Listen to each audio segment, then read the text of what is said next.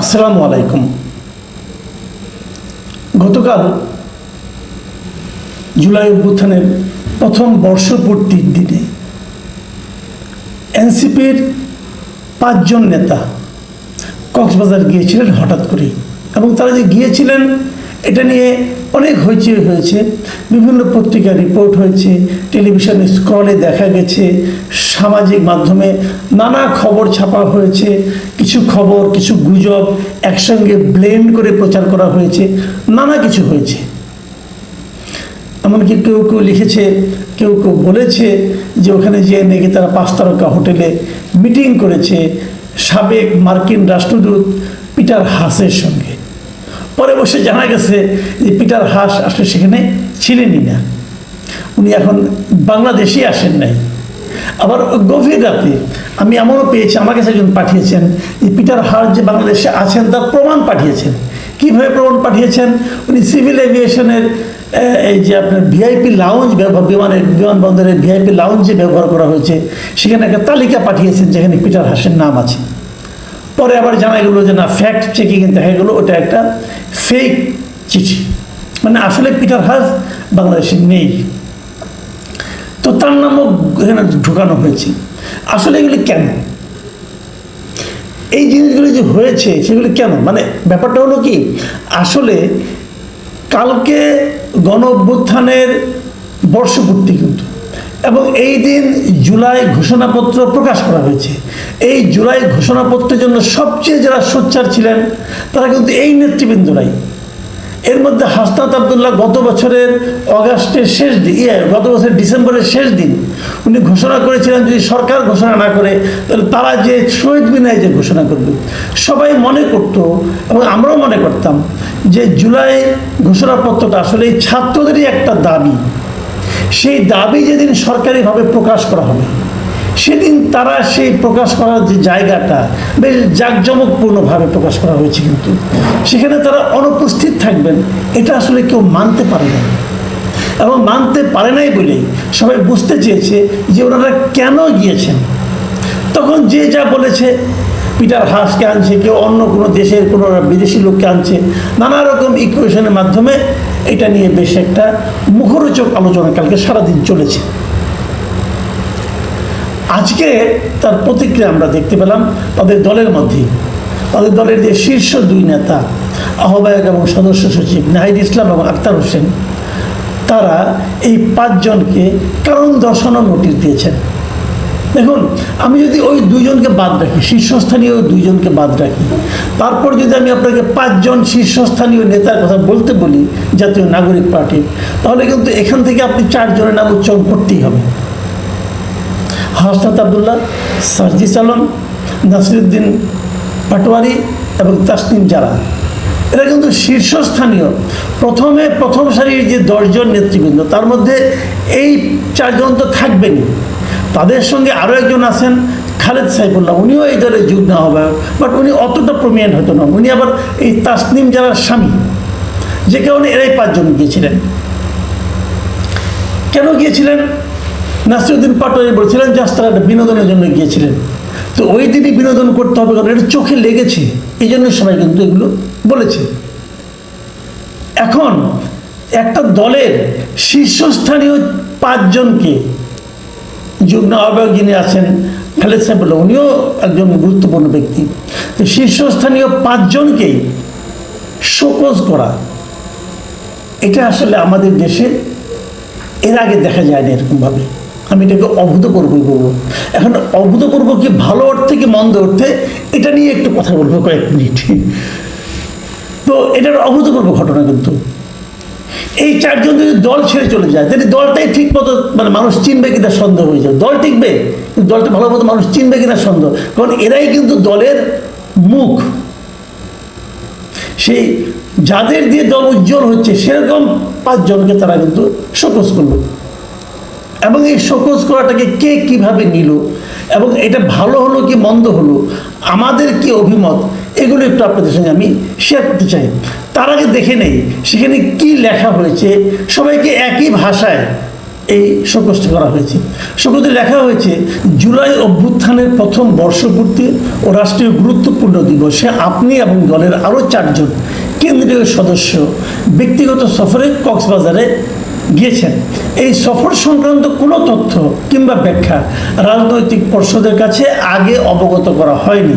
এমন অবস্থায় আপনার এই সিদ্ধান্তের কারণ ও প্রেক্ষাপট সম্পর্কে আগামী 24 ঘন্টার মধ্যে দলের আহ্বায়ক মোহাম্মদ নাহিদ ইসলাম ও সদস্য সচিব আক্তার হোসেনের কাছে সশরীরে উপস্থিত হয়ে লিখিত বক্তব্য ব্যাখ্যা দেওয়ার জন্য আপনাকে অনুরোধ করা যাচ্ছে। সবার কাছে একই চিঠি, এবং সেই চিঠি পাঠিয়েছেন দপ্তর সম্পাদক সালাউদ্দিন সিফাত। ঠিক আছে, এই পর্যন্ত ঠিক আছে। এখন আমি যেটা বলছিলাম, এই ঘটনাটা কি প্রমাণ করে?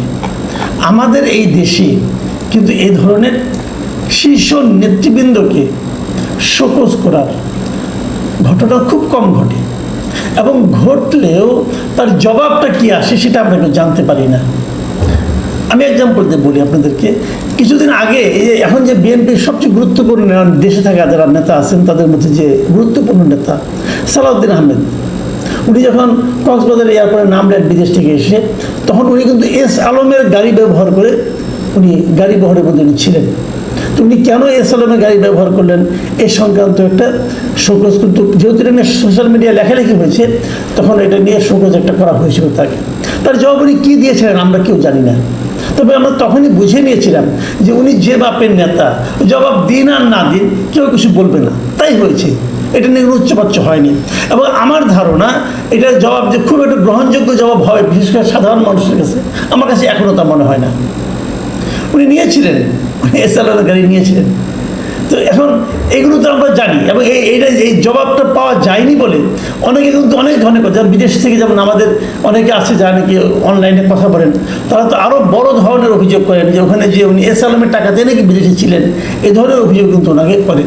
এই অভিযোগগুলো করতে পারতেন না যদি ওনার শোকজটা গ্রহণযোগ্য মাত্রায় হতো এবং যদি সেটা পাবলিক করা হতো। কয়েকদিন আগে এই দলের, এই এনসিপির, আপনার মনে আছে আরেকজন কেন্দ্রীয় নেতা তুষার, তার বিরুদ্ধে একটা অভিযোগ উঠেছিল, সে একটা নারীকে হেনস্থা করার অভিযোগ, এবং সেই অভিযোগের প্রেক্ষিতে, সেই নারীর লিখিত অভিযোগের প্রেক্ষিতে তাকেও কিন্তু শোকজ করা হয়েছিল। সেই শোকজের জবাব আমরা দেখিনি, আমরা জানতে পারিনি, কিন্তু তাকে দল থেকে বাদও দেওয়া হয় নাই। দেখা যাচ্ছে দলের বিভিন্ন প্রোগ্রামে উনি কিন্তু গুরুত্ব সহকারে উপস্থিত হচ্ছেন, উপস্থাপন তাকে করা হচ্ছে। তারপরও আমি বলবো, একসঙ্গে 5 জন নেতাকে এই যে শোকজ করা, এটা গুরুত্বপূর্ণ এবং আমার কাছে খুবই ইতিবাচক। আমি এটাকে পছন্দ করেছি এই কারণে, এটা কিন্তু একটা উদাহরণ তৈরি হল। দেখুন, এনসিপি একটা নতুন দল। সাধারণত নতুন দলগুলি কি করে, তারা কিন্তু অনেক কিছু দেখেও না দেখার ভান করে। তারা মনে করে যে আমাদের দলটা নতুন, বেশি বেশি লোক আমাদের এখানে আসুক, যখন জোয়ারের পানি আসে তখন অনেক ময়লাও আসে, তারা ময়লা আবর্জনা সবাই সেটাকে ধারণ করতে চায়। কাজে তখন তারা কিন্তু অনেক কিছু দেখে না, অনেক কিছু বাছে না। কিন্তু এরা শুরুর থেকে বাছা শুরু করেছে, এরা শুরুর থেকেই একটা ডিসিপ্লিন দলের মধ্যে আনতে শুরু করেছে, এবং এটা যদি আরও আগে তারা শুরু করতে পারতো আমি আরও খুশি হতাম। আমি ভাবতাম তাহলে হয়তো এদের এত যে মাঝে মাঝে স্ক্যান্ডাল হয়ে গেছে, বদনাম হয়ে গেছে, মানুষ এদেরকে অবিশ্বাস করতে শুরু করেছে, এগুলো কিছুই হতো না। সেই সুযোগ এদের ছিল, কিন্তু তারা শুরুটা ভালো করতে পারে নাই। আমি ধরে নিচ্ছি, আমি ওনাদেরকে একটা বেনিফিট অফ ডাউট দেবো আর কি। এটা কোথায়, যে ওনাদের অনভিজ্ঞতার কারণে এটা হয়েছে। তারপরে দেখুন, ওনারা কিন্তু ওনাদের যে অ্যাকাউন্টটা সেটা কিন্তু ওপেন করে দিয়েছে, যে ওনারা চাঁদা নিচ্ছে। এই চাঁদা হয়তো আইওয়াস হতে পারে, আমি জানি না, তবে এই চাঁদাটা যদি যে কোনো পাবলিক, যেমন আমি যদি ইচ্ছা করলে চাঁদার পরিমাণটা কেমন হলো, কীভাবে করলো, আজকে কত বললো, কালকে কত বললো, যদি ওপেন হয়ে যায়, আসে কিনা আমি যাই না, আমি মাঝখানে একবার ট্রাই করে ঢুকতে পারিনি। যদি ঢোকা যায় সবার জন্য, যদি এটা খুব অ্যাক্সেসটা খুব ইজিলি হয়, তাহলে আমি মনে করি জবাবদিহিতাটা আরও বাড়বে। দেখুন, আপনাদের 4 জন 5 জন নেতা সকালে প্লেনে করে কক্সবাজারে গিয়েছেন, কক্সবাজারে অত্যন্ত দামি একটা হোটেলে উঠেছেন একদিনের জন্য, উঠে আবার বিকেলবেলা প্লেনে করে চলে এসেছেন। এই যে বিষয়টা, এটা কিন্তু গণমানুষের একটা দলের নেতাদের জন্য মানায় না। গণমানুষের দল হলো আমাদের দেশের সাধারণ মানুষের যে অর্থনৈতিক অবস্থা, তার সঙ্গে সঙ্গতিপূর্ণ হতে হবে। আপনাদের পোশাক আশাক, চাল চলন, কথাবার্তা তার সঙ্গে সঙ্গতিপূর্ণ হতে হবে। সেটাই কিন্তু মানে যখন আপনি একটা দল করবেন, যখন আপনি একটা আদর্শের কথা বলবেন, সেই আদর্শটা কিন্তু আপনার জীবনেও থাকতে হবে, এটাই নিয়ম। সেটা যদি করতে পারেন তাহলে ভালো হবে। আমি দেখলাম যে এনসিপি তাদের এই যে শোকজ করার ঘটনাটা, শোকজের চিঠিগুলি সেগুলি একদম ফটোকপি সহ স্ক্যান করে তারা তাদের ফেসবুক পেজে দিয়েছে, এবং সেই ফেসবুকের পেজের নিচে অনেকগুলো কমেন্ট করেছে, নানা ধরনের কমেন্ট করেছে। কেউ এটাকে ভালো বলেছে, কেউ এটাকে সস্তা নাটক বলেছে, এবং কেউ এটাকে বলেছে তোমাদের মধ্যে কমিউনিকেশন নাই কেন, দল চালাবে কিভাবে। আবার কেউ বলেছে এটা একটা জবাবদিহিতার উদাহরণ তারা তৈরি করলো, এবং অনেকে বলেছে যে জবাবটা কি দেয় সেটাও আমরা গণমাধ্যমে দেখতে চাই। গণমাধ্যমে প্রকাশ করুন আর না করুন, আপনাদের এই ফেসবুক পেজে আপনারা করতে পারেন। আমি সব শেষে বলবো যে এনসিপিকে আমি ধন্যবাদ দেব যে তারা একটা ছোটদের দল, নতুন দল, অনভিজ্ঞ লোকদের দল, তারপরেও তারা এমন একটা কাজ করেছেন যা নাকি অন্য অন্য বড় বড় পলিটিক্যাল পার্টিকে আমি নিশ্চিত লজ্জায় ফেলে দিবে। সব পার্টিতে এই ধরনের দু একটা ভুলভ্রান্তি হয়, কিন্তু সেগুলোর জন্য কি অ্যাকশন নেওয়া হয় তারা কিন্তু কখনো কেউ বলে না।